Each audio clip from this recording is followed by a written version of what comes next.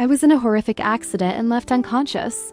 The doctors called my parents, but my mom hung up saying she's not worth the hospital bill. When I spied on our visit, I heard her say she can rot there for all I care. I stared at her. The family meeting that followed would shatter every bond we had. Welcome to Cheat Sheet Tales, where loyalty dies. Lies bleed out and the truth hits like a slap to the face. These aren't just stories. They're confessions soaked in betrayal. And regret. Ever spotted a red flag when it was already too late? Say it in the comments. Let's tear into today's tale. I'm Samantha Foster. I grew up in Sacramento, California, where everything always seemed a bit too polished on the outside and rotted on the inside. Our house sat in a respectable suburban neighborhood with neatly trimmed hedges, American flags waving on every other porch, and perfectly synchronized sprinklers. But inside our two-story home, the atmosphere was always suffocating. My mother, Lorraine, ruled with an iron fist. She wasn't physically abusive, but her words were sharp enough to draw blood. My father, Gerald, was a retired Air Force engineer who had spent most of my childhood overseas. When he was home, he mostly withdrew into silence, letting my mother run the house like a commander running a failing army. Then there was my younger brother, Spencer, golden child. He was the apple of my mother's eye and could do no wrong. If Spencer wrecked the car, it was my fault for distracting him. If Spencer flunked out of college twice, it was my fault for not helping him study. The expectations placed on me were impossible. Straight A's, scholarships, extra CURICUL, ARS, met every benchmark. Desperate for some kind of acknowledgement from my mother, but love from Lorraine was conditional, and I never seemed to meet the conditions. By my late 20s, I finally made the decision to distance myself. I landed a decent job as a data analyst in San Francisco, about an hour-and-a-half drive from Sacramento, and got my own small apartment in Pacific Heights. It wasn't much, but it was mine. I saw my family on holidays, always leaving those dinners emotionally drained and reaffirmed in my choice to keep my distance. But all it took was one rainy November night for everything to unravel.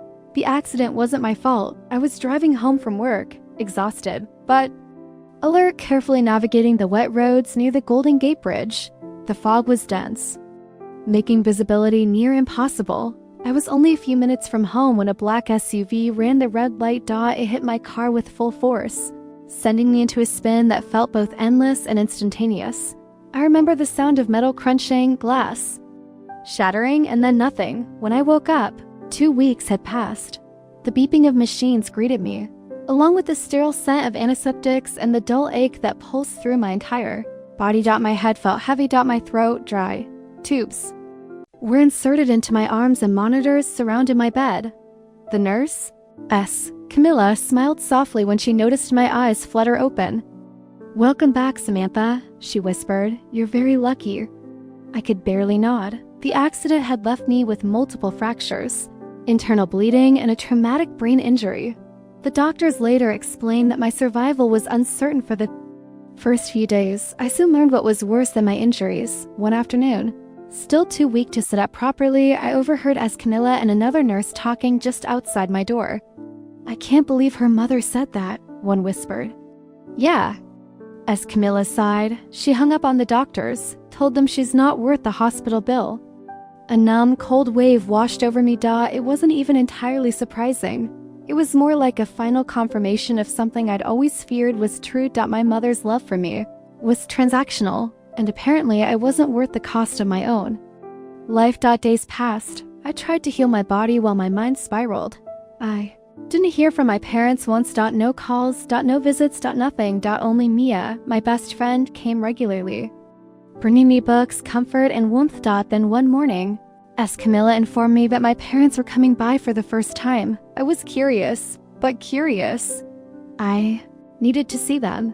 Against medical advice, I persuaded Camilla to wheel me into a corner of the hallway where I could see without being seen.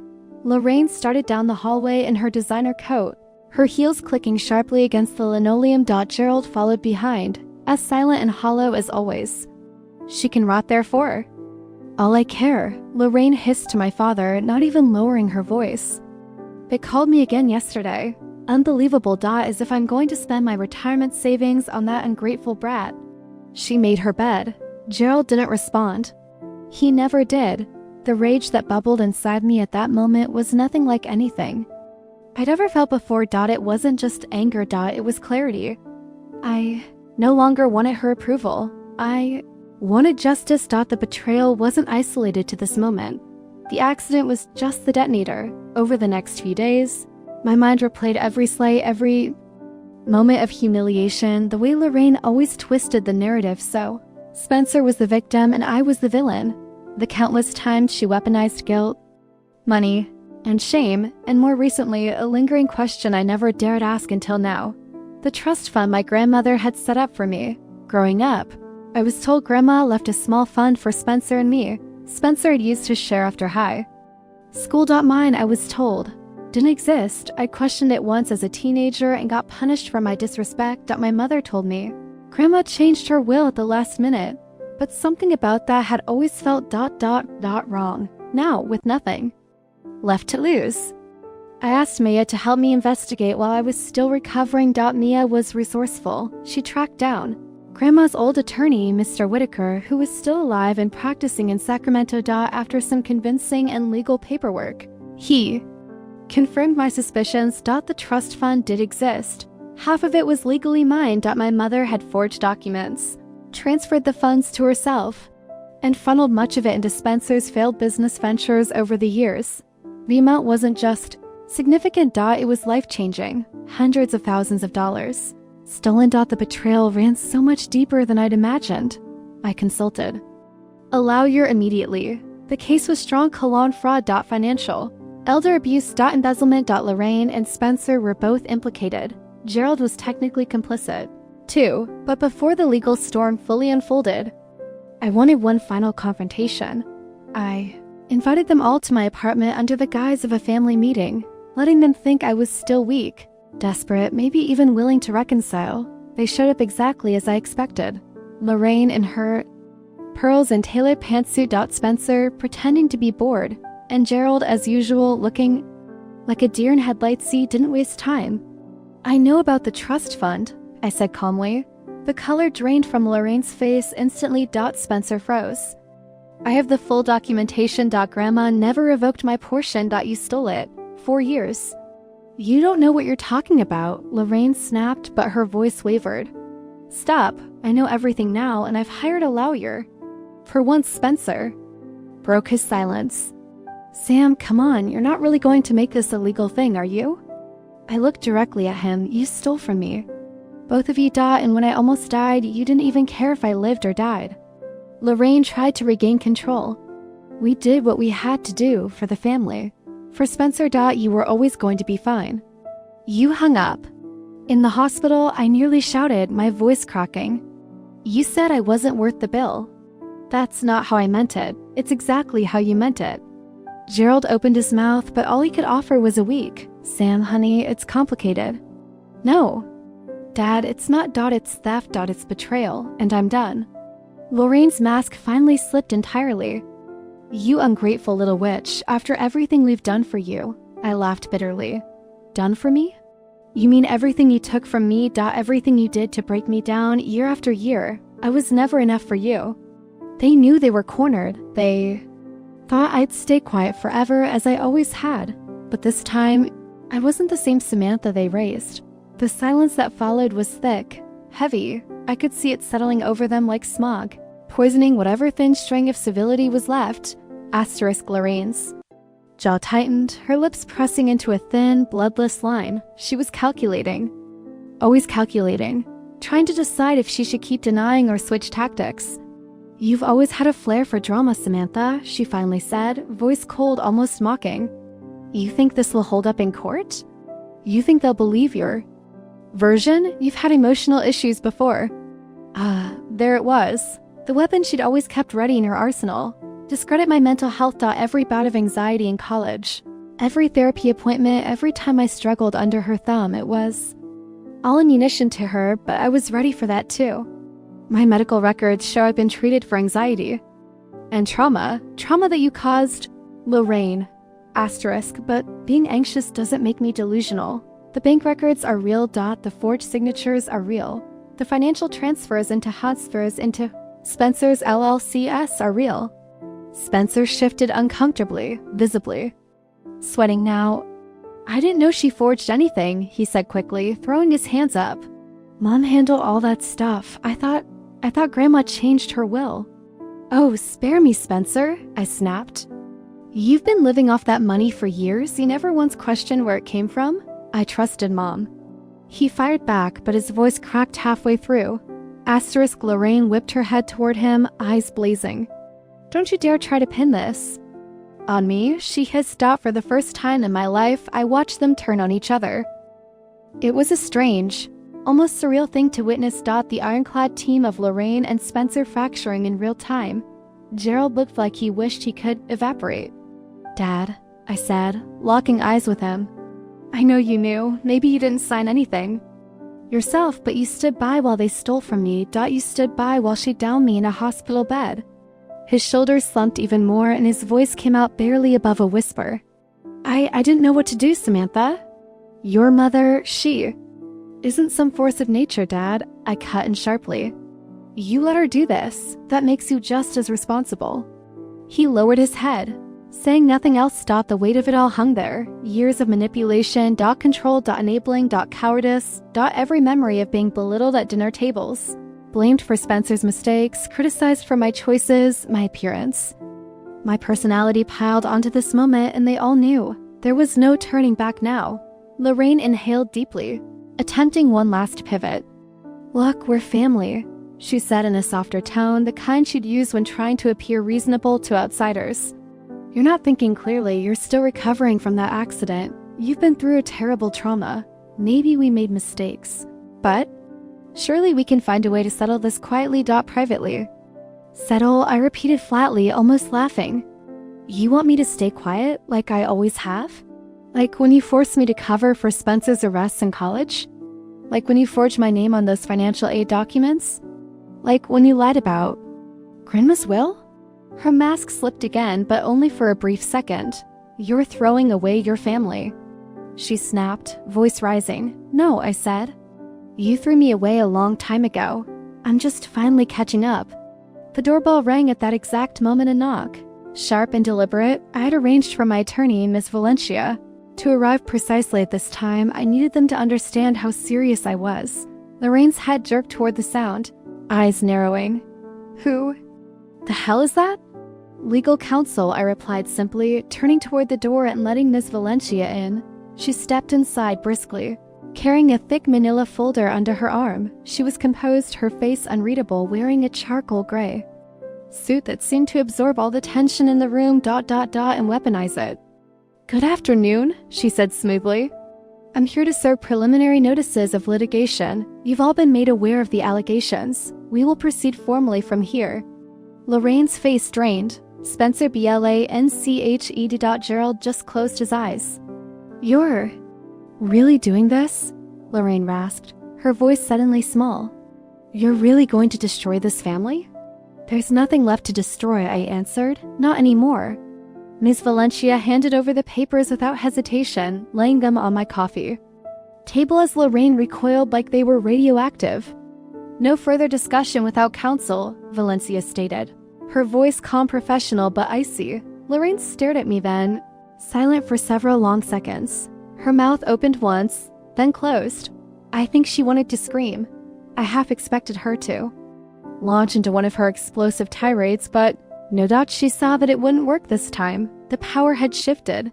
She stood abruptly, straightened her jacket, and grabbed her handbag. We'll see about this, she spat under her breath, and stormed out, heels stabbing the hardwood floor like gunshots. Spencer hesitated for half a second before scurrying behind her, his face pale and slick with sweat. Gerald stayed frozen, sitting on my couch like a child caught cheating. He finally looked at me one last time before rising.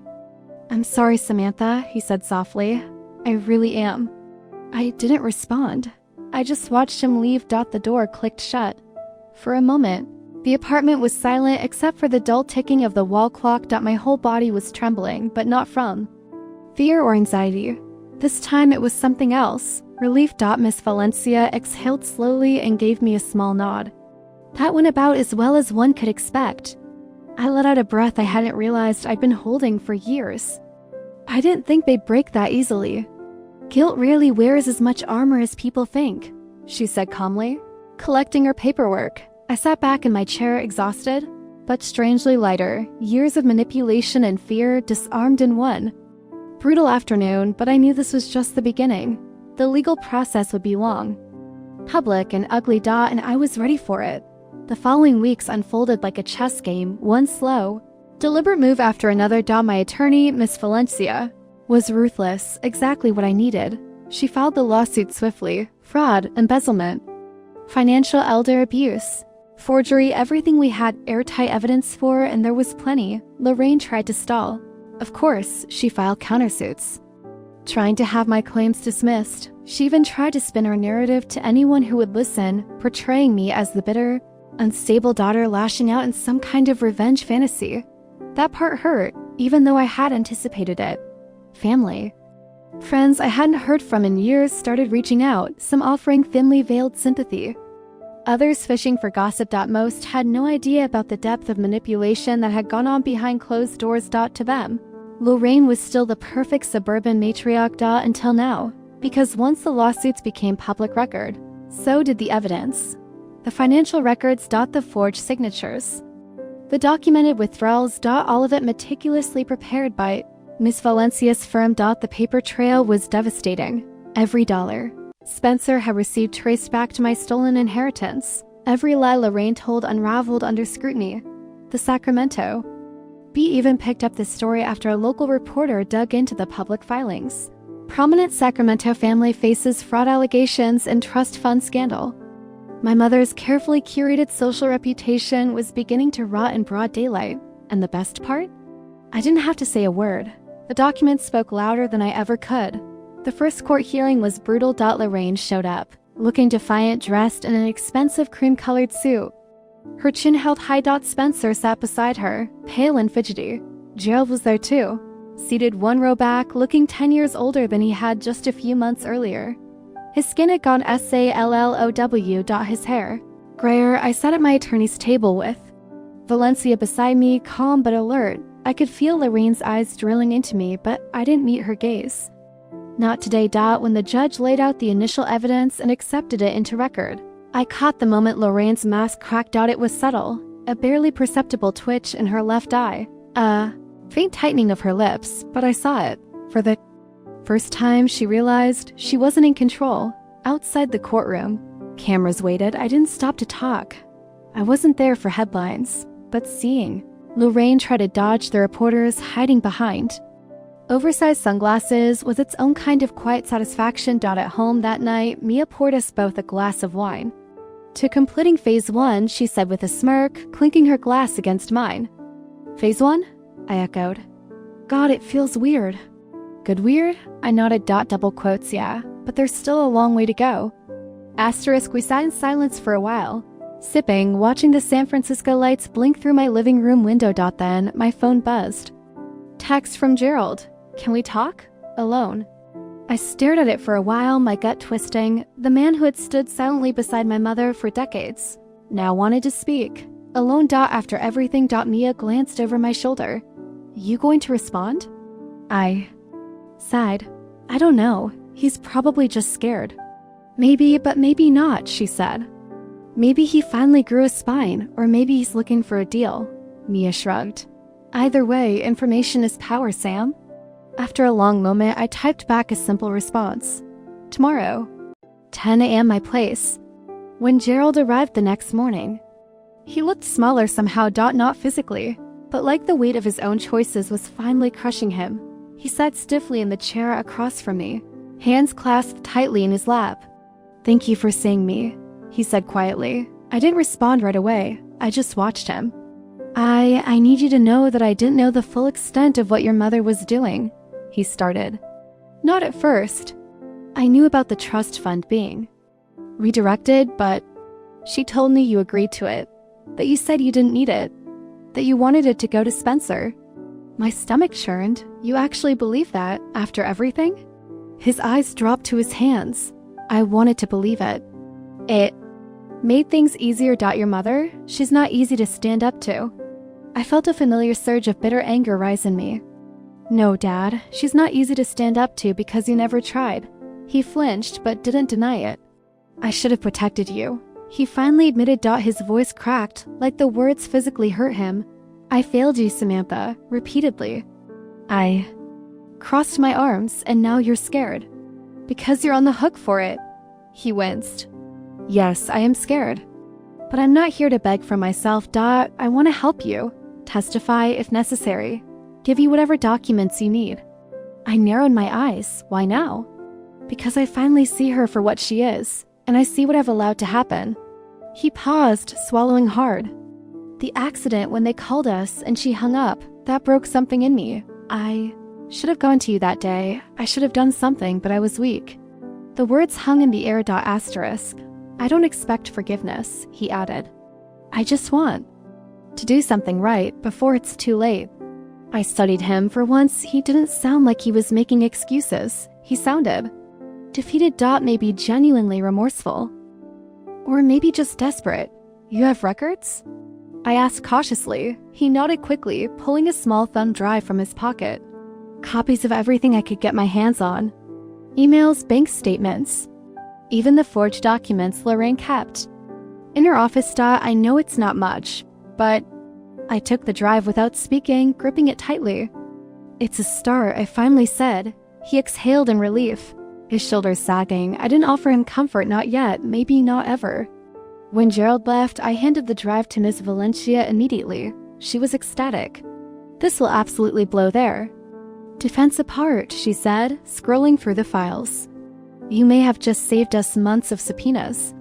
And yet, even with the growing mountain of evidence, Lorraine was still fighting like a cornered animal. Within days, her lawyer filed a motion accusing me of coercion, claiming that my father's testimony was manipulated under duress. Classic Lorraine. If she couldn't win on facts, she'd try to twist perception. But public sympathy was turning. With every court hearing, more details emerged. More reporters began digging into Spencer's failed businesses, exposing tax fraud, unpaid debts, and shady dealings. Spencer had creditors, circling like vultures now. Even some of my mother's former social circle had begun to distance themselves. The perfect suburban queen of Sacramento was becoming a pariah. And I wasn't done yet. There was still so much more to come. The case dragged on for months. Each hearing revealed another crack in their defense. Another dirty secret exposed. My mother was no longer able to control the narrative. The truth was being peeled open like layers of rotting skin. The local media kept following the case, and slowly, people who had once admired Lorraine began to turn away. She tried to hold on, attending charity luncheons, posting carefully curated photos online, but every time she stepped out, there was a camera, a microphone. Or a new article about the lawsuit, the fraud, or the mountain of debt piling around Spencer. Lorraine's voice, once so commanding, grew shrill. Every time we were in court, she'd whisper furiously to her lawyer, red-faced, as evidence after evidence was submitted. Spencer, who started out acting cocky and dismissive, had become visibly anxious, sweating through hearings, sometimes snapping at reporters. He had lost most of his investors, and creditors were hounding him for repayment. Gerald kept his word. His testimony was the final blow. He admitted under oath that Lorraine had lied about my agreement to give up my trust fund. He explained how she handled all finances and forged my signature. He described how she bullied him into staying silent for years. He acknowledged that he enabled her, and in doing so, failed me. It was brutal to hear him say it aloud. Brutal but validating. By the time we reached the final settlement negotiations, Lorraine was no longer the icy, poised woman she once was. She was cornered. Desperate. Unraveling. Their attorney asked for a private settlement discussion. I agreed. We met in a cold, sterile conference room with Miss Valencia and opposing counsel present. Lorraine sat stiffly across from me. Spencer slumped beside her, his face pale and hollow. Their lawyer began, clearly uncomfortable. We would like to propose a full settlement in exchange for withdrawal of all criminal charges and an agreement to keep this matter sealed from further public exposure. I stayed silent, letting them sweat. Ms. Valencia spoke calmly. What's your offer? Lorraine spoke directly to me, her voice trembling as she tried to control her tone.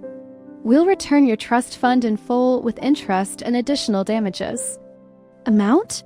Valencia asked, stone-faced. 2 million, her lawyer answered. That's our offer. I glanced at Valencia. We both knew they were terrified of a full trial. The criminal charges would likely lead to prison for Lorraine, the financial devastation alone had already begun, but money was never the only thing. I wanted it was never just about the dollar amount. I wanted them to lose what they valued most: control, reputation, pride, power. I leaned forward, folding my hands on the table. My voice was calmed out, steady. Double quotes, no criminal charges, no trial. Fine. Lorraine exhaled in relief, but I continued. I want a public statement. Her eyes narrowed. What kind of statement? A written, notarized admission of guilt signed by both of you. Full admission of theft, forgery, and financial abuse. You'll release it to the press personally. A full confession. Spencer's jaw dropped. No way. Absolutely not. Lorraine turned beet red, her hands trembling. You can't demand that. I can, and I am, I said. Or we go to trial. And the press will have access to every single detail. Anyway, but this way you control how it's worded. You get to confess with some dignity, if you can even still claim any. They both looked toward their lawyer. He was pale too, flipping through documents, whispering furiously to Lorraine. Finally, he sighed. It's her best option, he said softly. Better than prison. Lorraine slammed her hand on the table, eyes blazing. You! Vindictive little type. But her voice cracked before she could finish. She looked at me as though seeing me for the first time, not the invisible, compliant daughter she thought she raised, but the one she never imagined, unafraid, unmovable. She finally dropped her head. Fine, she hissed. You want a public confession? You'll get it. Spencer threw his hands up. I'm ruined. You've ruined everything. No, Spencer, I said, standing up. You and Mom ruined yourselves. I just finally stopped protecting you. The deal was finalized 2 weeks later. Their confession hit the media like a bombshell. Sacramento family admits to fraud, financial elder abuse, and trust fund scandal. The written statement was plastered across news outlets, shared and reshared on social media. The charity boards Lorraine once sat on expelled her. Overnight, her bridge club friends distanced themselves immediately. She was stripped from community organizations. The suburban queen was disgraced. Spencer's failed. Businesses completely collapsed under financial investigation. And with the confession out, his creditors swarmed. His bankruptcy was public and humiliating. No one would invest in him again. Gerald quietly divorced Lorraine within months. He sold the house. The same house I grew up in, where so much of his pain was created. The home was gutted, repainted, and sold off to strangers. And me? I moved forward. The money recovered was nice, more than enough, to secure my future comfortably. But what meant more was the peace. The silence, the absence of their looming presence. I kept my circle small. Maya, a few trusted friends, my therapist. And myself. I didn't rebuild any relationship with Gerald. His apology had come far too late. I didn't forgive, but I also didn't carry the weight of it anymore. Lorraine tried to reach out once, a letter. Handwritten. No apology, of course. Just to blame and self-pity. I didn't respond. I framed the letter and hung it on the wall in my office, not out of spite, but as a reminder of what I survived. Of what I took back, of who I became. Because sometimes revenge isn't about rage or cruelty. Sometimes it's about taking back your power and watching those who tried to destroy you crumble under the weight of their own lies. A lot of people have messaged me asking if I regret anything. The answer is no. What I went through nearly broke me, but surviving it gave me something far more valuable than their approval ever could. Peace. And the knowledge. But I will never allow anyone to take my worth away again.